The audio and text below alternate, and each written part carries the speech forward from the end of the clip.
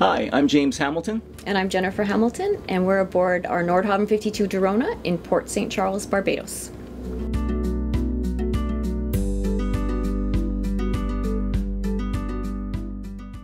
How we ended up on a Nordhavn? Interesting question. We had 10 to 12 years of boating in the Pacific Northwest. We wrote magazine articles, we wrote a cruising guide. What we really wanted to do is be able to see the world. And when you start to look at boats that have the capability of going anywhere on the planet, Nordhavn rises to the top, and that became our focus early on. So how did we start looking at Nordhavns? As we started looking about probably 2001, we got pretty interested in Nordhavns. 2008, we actually signed the contract. I think few companies have the patience to wait that long. That's probably true.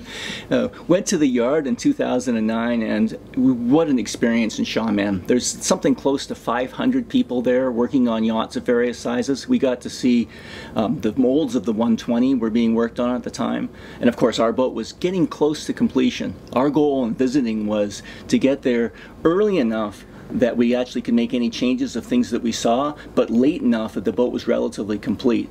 It worked out really well. We really enjoyed it. In fact, the trip to the yard was an adventure all by itself.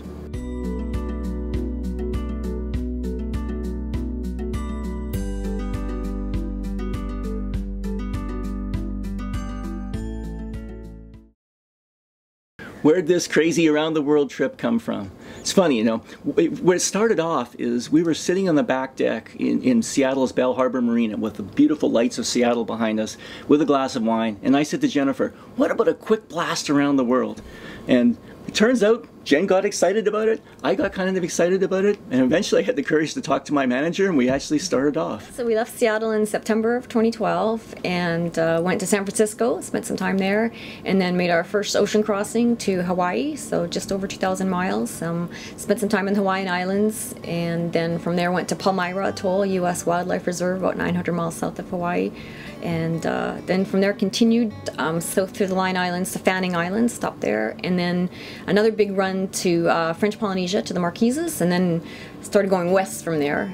So we spent a bunch of Marquises is beautiful, and then crossed through the Tuamotus archipelago. Great diving. And really fabulous there. And then into Tahiti, and continued on there from, I guess we went to Beveridge Reef next, I think, yep. And then Tonga, and Fiji, and Vanuatu. Saw a live volcano there.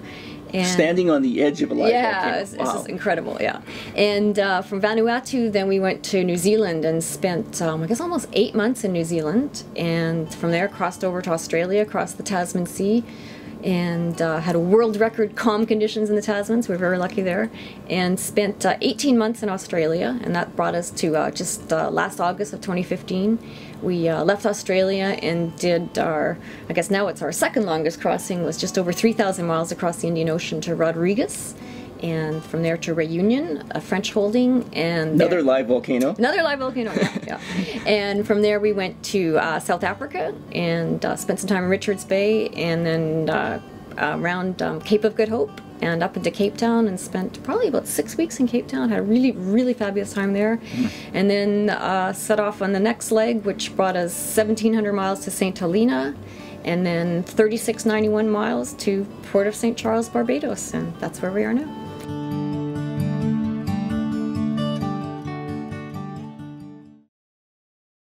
So we just completed our longest passage to date, which was 3,691 miles from St. Helena to Barbados. And we've heard that's a record for Nordhavn under 100 feet. That wasn't really our goal. We were really looking to learn more about the range of the boat and how far we could go. More sort of conventional path might take you up to Cape Verde Islands and across, or across to Brazil and up through that way.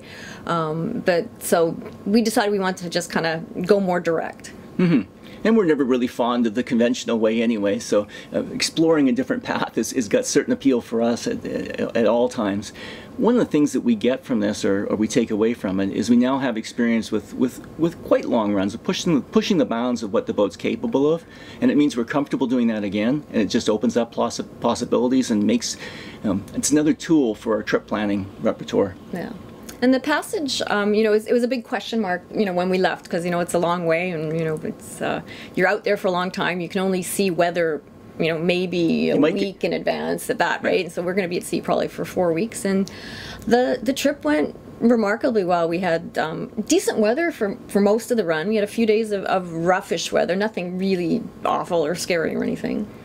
One thing that makes it a little bit unusual is it's really normal when you're doing a crossing to not want to shut the main engine down during a run, of course. It's just, it would be a really bad thing to have an unlikely event of it not restarting, but it would be a bad thing if it did. This run, because it's 600 engine hours, is just far too long without an oil change. And so for the first time ever, we shut off, we enjoyed the sound of silence, as you, if you will, shut off the main for a short period of time, ran on the wing, changed the engine oil, and it was really interesting for two ways. One is, of course, the oil change went great. All the automated equipment down there is super easy to do the change. Second thing is the wing ran like a champ and had no trouble at all pushing the boat along at a good pace. And it tells us our backup systems are good and reliable as well. Yeah, so in a way, it was fun. Yeah, it was a good experience. And a lot of the things we like to do is we like to learn. You know, we don't like to make huge steps if we can avoid it, but we always like to be learning progressively. And so that was another good learning experience, I think. One of the best things about traveling the world in a small boat is you own the schedule. Every decision is yours, and every scheduling change and every scheduling adjustment is yours. What we love more than anything is to be able to make plans and then change them. And if we get a better idea, we get to execute on it. And if we think it's a lot of fun where we are, stay there for a week, stay there for a month. I mean, we stayed in Hawaii for 3 months because we were in an end spot on Waikiki Yacht Club. We almost couldn't leave. Yeah. And it's hard to pry ourselves out of there.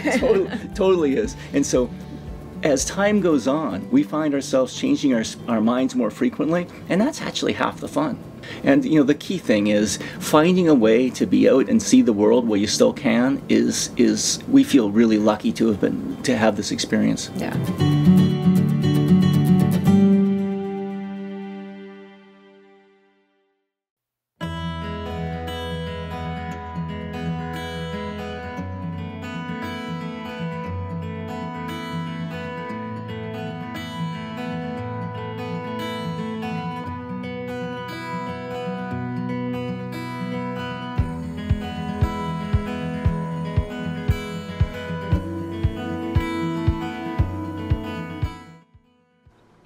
Hi, this is James and Jennifer Hamilton on Nordhavn 52 Dirona in Kinsale, Ireland. It's been 15 months since we landed in Barbados on our round-the-world cruise, and it's been both a fun and a busy time. Since Barbados, we visited St. Lucia, Palm Beach, Florida, Cape Lookout, North Carolina, Plymouth and Boston, Massachusetts, and then traveled to Newfoundland, Canada. Newfoundland, Canada is a beautiful and rugged place, mostly uninhabited, with beautiful fjords, waterfalls, and great hikes where the reward is a view of the boat far, far down below.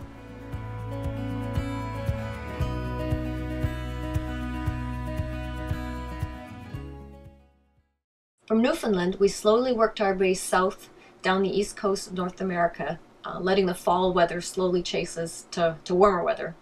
We spent some time in the Bredor Lake in Nova Scotia, and then returned to the United States at Southwest Harbor in Maine, and spent several weeks there, including times we spent hiking and biking in beautiful Acadia National Park.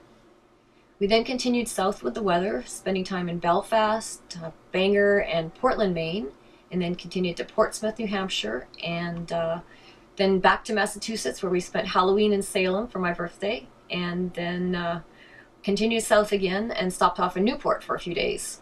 Wow, it's fun to relive that. Still working our way south to Daytona Beach. We stopped in Daytona for a little bit more than a month, where we went to the World of Outlaws opening races at Volusia Speedway Park.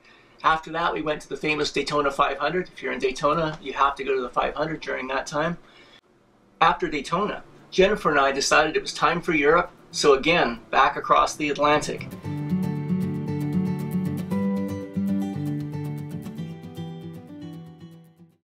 We just completed a 2,800 nautical mile, 17-day crossing between Newport, Rhode Island and Kinsale, Ireland. This crossing was a little bit of an unusual one, where on one hand we had lots more fuel than we needed, so we had no trouble at all running basically coastal cruising speeds. We ran 8 knots much of the trip.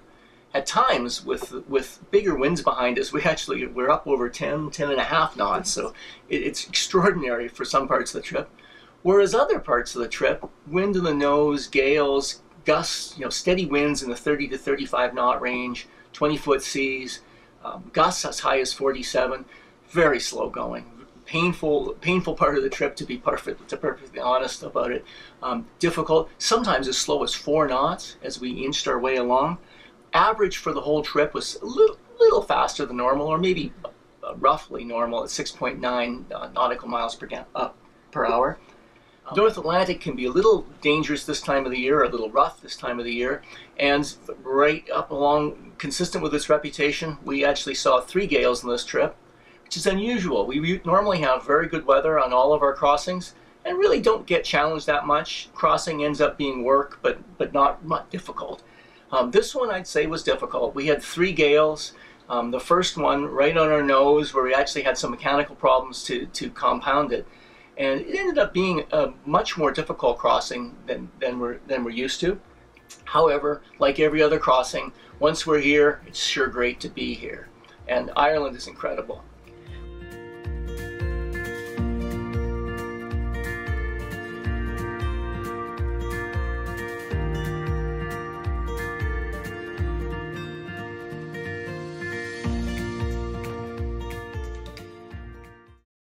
We'll soon be back underway on our European adventure. We'll be cruising the Irish and Scottish west coasts this summer, spending some time in Britain over the winter, and plan to cruise Norway in the summer of 2018. Stay tuned to the Nordhavn YouTube channel later this year for an update from London. Bye now. Bye-bye.